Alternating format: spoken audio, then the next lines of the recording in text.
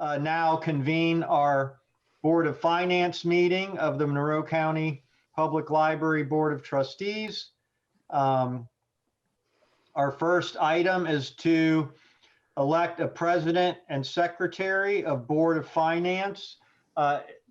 In past years, the president and secretary of the Board of Finance have been the same as our regular board. Do we have a motion to nominate a president and secretary of the Board of Finance? Just FYI, I'm currently the president of the board and Fred is secretary. Is that right, Marilyn? Yeah. I gratefully and with great confidence nominate John Walsh and Fred Reisinger. I second. We have a motion to nominate John Walsh as president and Fred Reisinger as secretary of the Board of Finance. Is there a second? Second.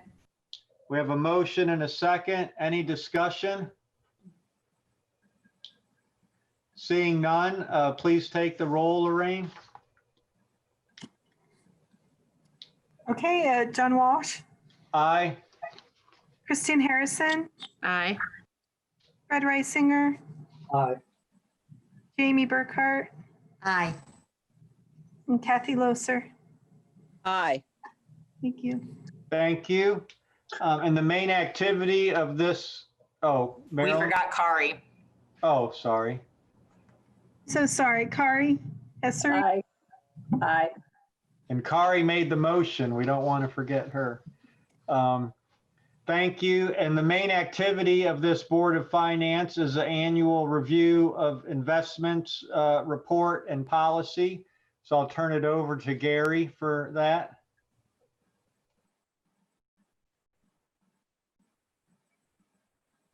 You're muted, Gary. I'm going to try again to do a screen share.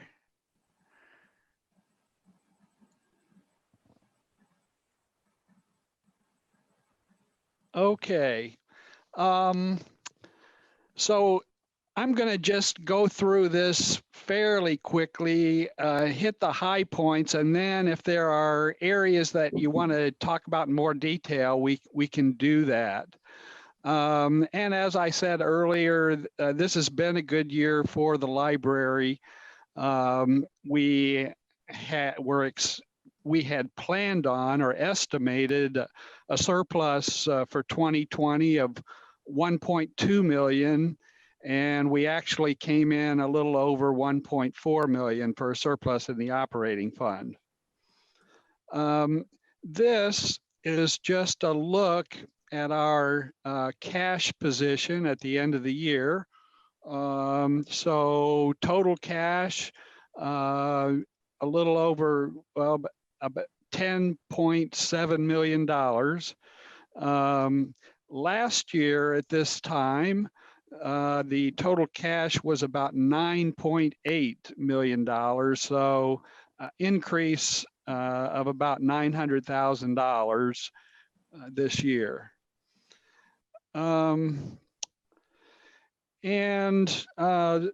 So this is just a look at the current estimated price tag of construction of the new branch, just a little over $12 million. And to pay for the branch project, we'll be using the accumulated cash and the proceeds from the 2 bonds that'll be sold this year. The bond payments starting in 2022 will run about $900,000 a year. The library tax rate is projected to stay within the 10-cent tax rate guideline for the foreseeable future. This report shows how the pandemic could affect the library's budget over the next few years. The growth quotient for 2021 is 4.2%.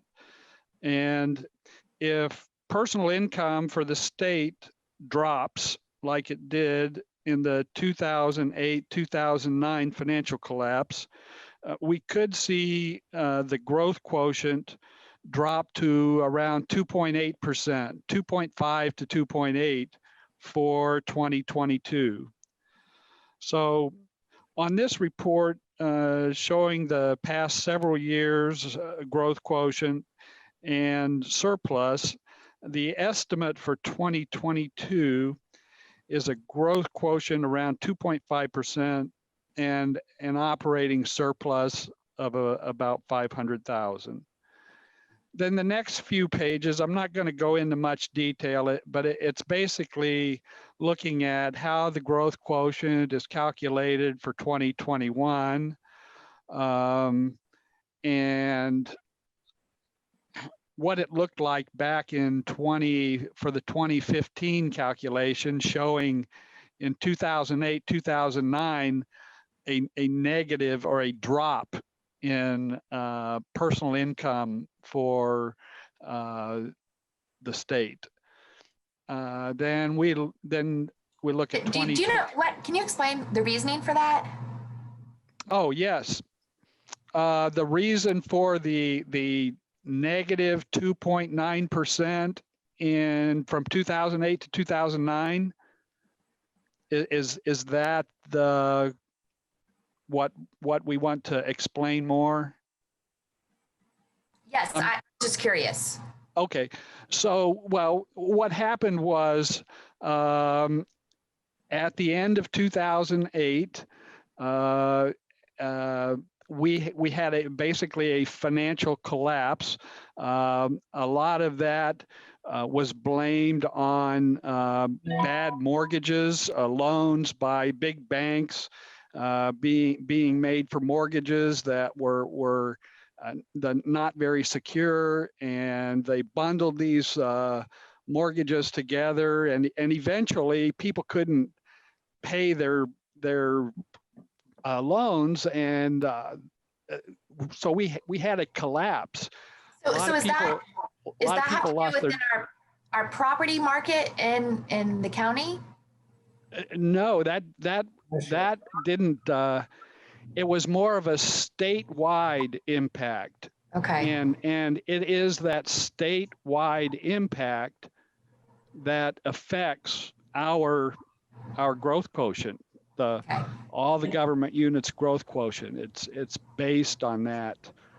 And this is based on income as opposed to property. There's two different ways the money comes to us. Right. Okay, that helps too. Thank you. Okay. So this last one here, growth quotient for 2022, that's where we've taken and just for 2019 to 2020, we're saying if we had a 3% drop, the growth quotient for 2022 would be 2.85%. And we will know in late March or early April what that figure is, what the change or drop will be. Is that like your worst case scenario drop? I think it is a worst case scenario. I am predicting that we won't have as severe a drop as we did in 2008, 2009, but to be safe, I wanted to use worst case scenario. Sure. The pandemic, and this relates to property value. Our estimate is that for next year, for 2022, the net assessed value for the county will go up to $8 billion, regardless of the pandemic. And by 2026, we're estimating it'll reach $9 billion. So we are not anticipating significant negative impacts on property values in the county.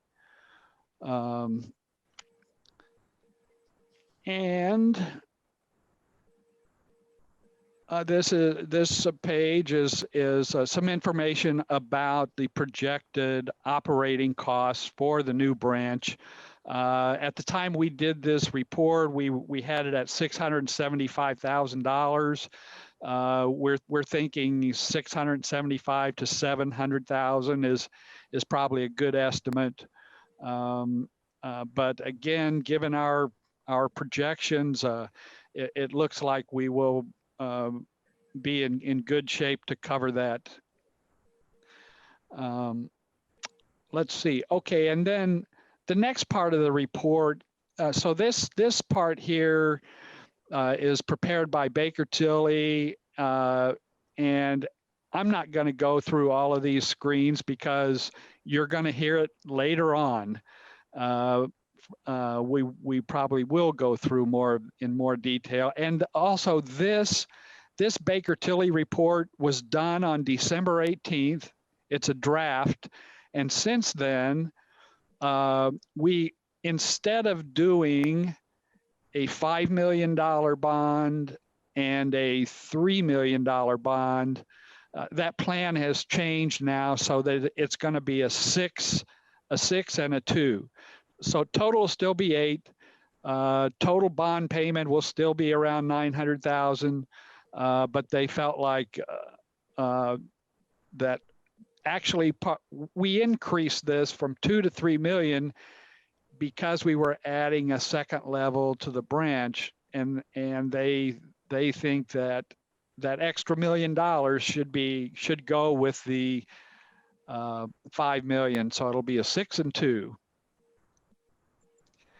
And more detail on projected bond payments, detail on projected bond payments and tax rates, and detail on estimated impact to taxpayers. And that's the end of the Baker Tilly information. Then we get into information prepared for us by Bose McKinney, our bond attorneys. And this report is just, it did get updated. So it shows the 6 million and the 2 million. And it goes through the timeline and the steps that we'll be taking over the next months to approve the bond sale. And at this point, I would open it up to any questions. Questions for Gary? Good job. Thank you. How much did you say the bond payments will be per year? About 900,000 a year. So we have that and I didn't hear, you got cut off, John. related to the new branch, there's the $900,000 bond payment and $700,000 operating. Yep.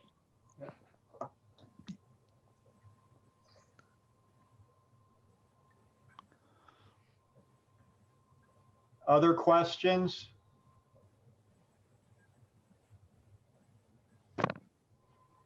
Well, thank you for going through all that in such detail, Gary, and preparing all those documents. It's very helpful and informative.